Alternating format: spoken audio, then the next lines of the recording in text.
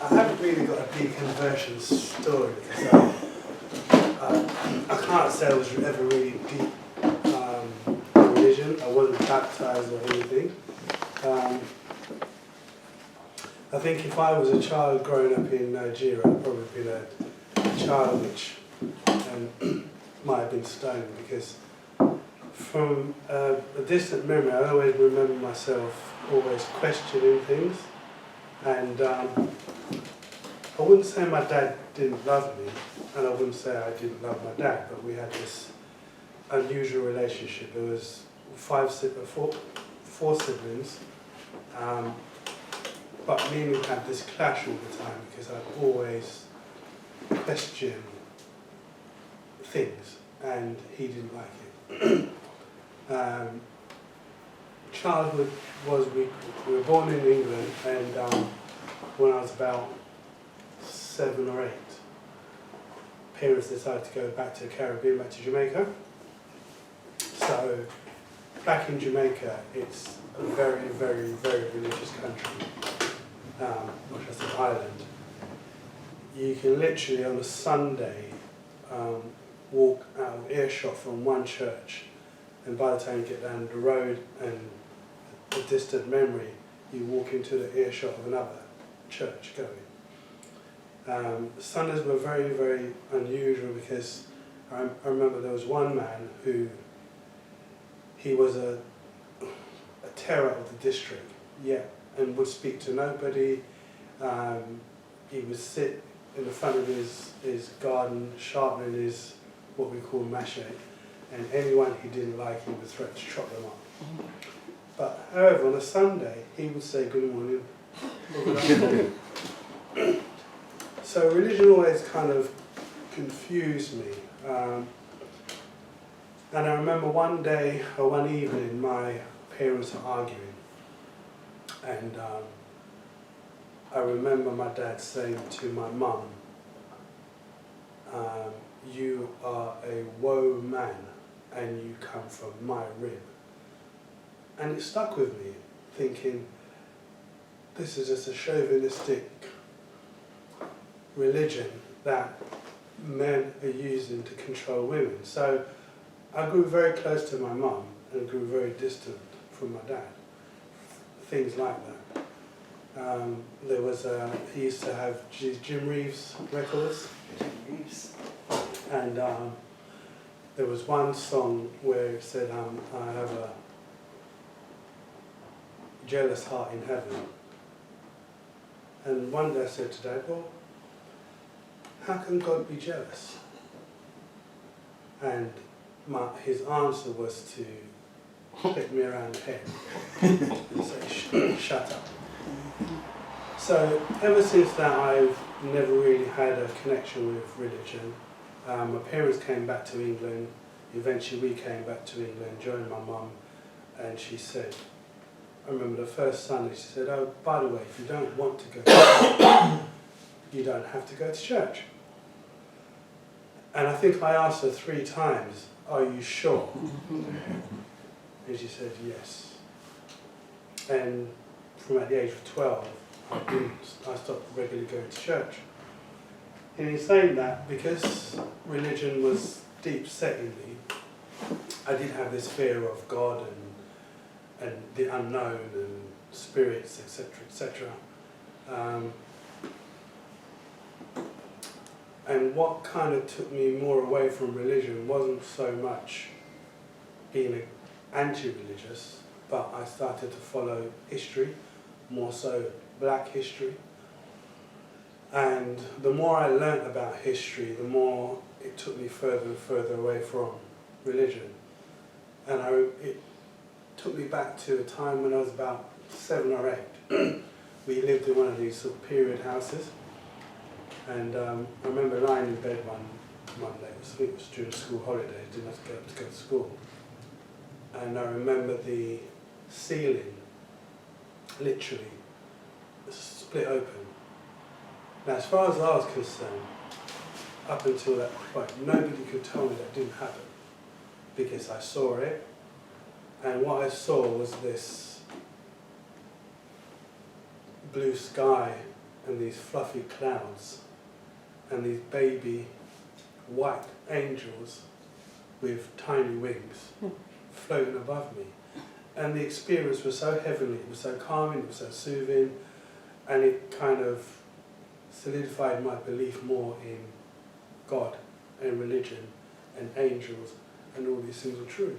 But when I realised growing up and looking at history and the geography of where all of these things are supposed to happen, I thought, well, at best, the angels couldn't be white. They had to be at least with a tinge or of some kind of different colour. And I wouldn't say that was a deconversion moment for me. It kind of made me stop and think, this can't be true. And the more I looked at the Bible, especially when I look at Genesis, and you know, God made the world in 6 days and he created 2 of every one. And when it came to Adam, and this is where it brought me back to the story with my dad trying to control my mum, telling her that she was a rib from him and therefore she should be subservient to him. I thought, well, why did God create 2 of everything? And when it came to man and woman, he changed it completely. Why did he have to take a rib from a man to create a woman?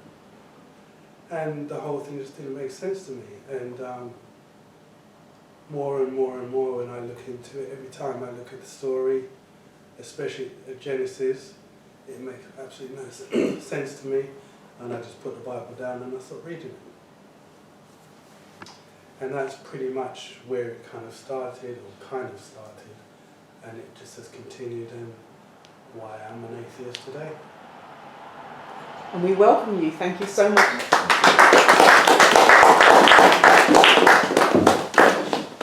Can I ask a question? Yeah. Because I'm always wondering, because people, leave religion, become atheists through different journeys. But I'm always wondering about people that stop believing, because religion is one thing and God is another. I'm always wondering, if you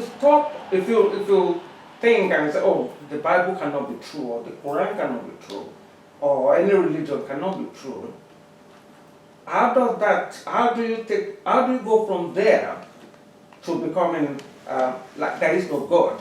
Because I think for me there are 2 different things. Religion, because some people are not religious at all, they believe in supernatural forces of nature, Mother Nature, and all that. So why did you not become the son of Mother Nature?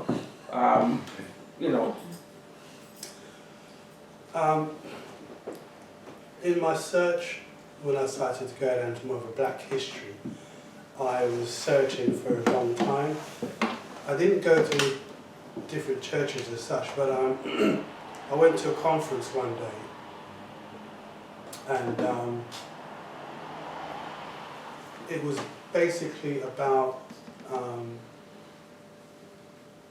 the black woman of nature and around some kind of humanism. And I sought the organisation, I started visiting them, but I found that they were actually a church.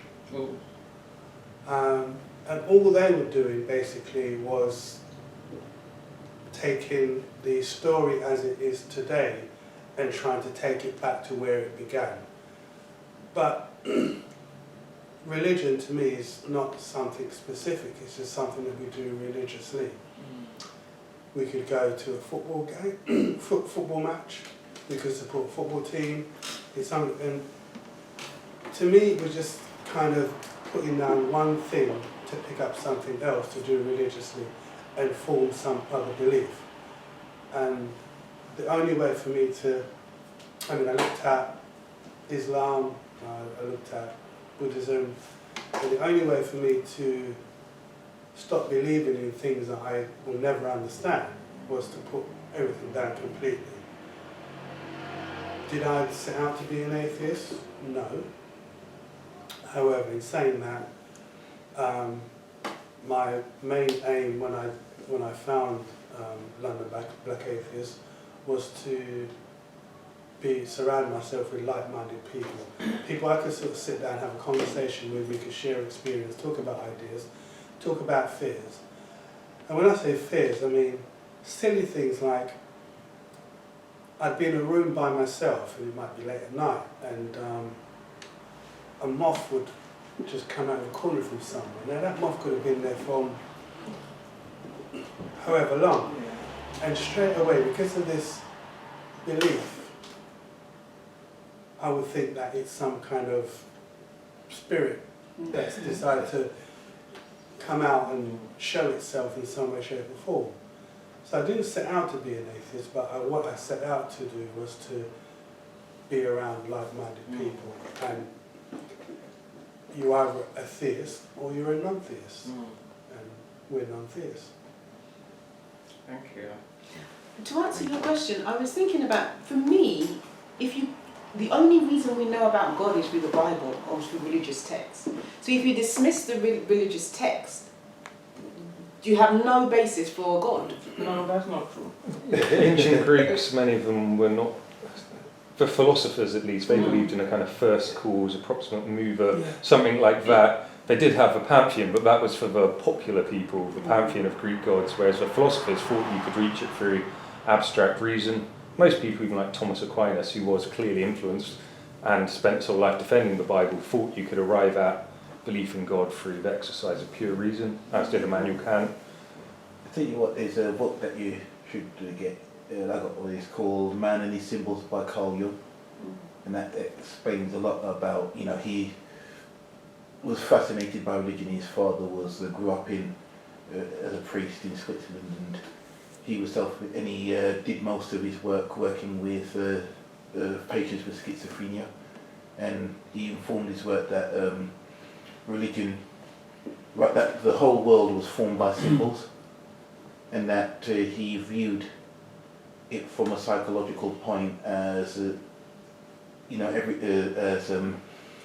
like for instance, we make a sense of the world through different things, and we symbolize everything. So for instance, when he was talking to one of his patients, he had a dream about a golden scarab, and his patient had a dream about a golden scarab, and then there was a beetle that knocked in the window when it came in, but it was a species similar to a scarab, and he thought that was to do with this complexity of how human beings would make sense of the world by using portents and things like that. But it's worth a book. It's quite cheap. It's quite a popular book. It's worth reading, and it might help you to understand. I mean, when I said I started, sort of looking back at history, it was more from an African perspective, and looking at what we did. Now, we don't have the data to go back as far as we would like to, but as far as I could go back, there were no deities. We didn't deify a being. We appreciated and revered in nature. So we appreciated the sun, and when the sun came out, because the sun is the giver of life, we gave thanks for that. But at the same time, we appreciated the rain, because we know without the rain there would be no crops. And so for me, it's a case of, I just think everything is nature. It happens because it happens. I don't know how it happens. And I don't think I'll ever know, because I could listen to the greatest philosophers, and they're only giving me their opinion at their time. So I said the easiest thing for me to do was just to put it down and not let it control me, and not let me try to use it to control anyone else. The interesting thing is that my mum, who then at age 12, who then to me wasn't very religious, she seemed to be more religious at the time when she was married to my dad. Most Sundays now I take her to church because she has become religious, very religious. But I also, as I said, I'm very close to my mum, and I've watched how she is evolved into religion. I've watched, because I still believe that the two biggest forces to man is greed and fear. And I've watched how fear has driven my mind to religion. And I respect and I appreciate that, and I would never try to take that away from her, because it's her religion and her faith that's kept her where she is today. So, you know, I'm not going to sit here and say it's all bad, because people do benefit from it. But it's just not for me. So do you believe that you're going through a turn, or you've yet to have that turn in your personal ideas? What do you mean? I mean, like you mentioned like the moth. Were you with it? Oh, I don't know. If that happens now, I'll try and kill it.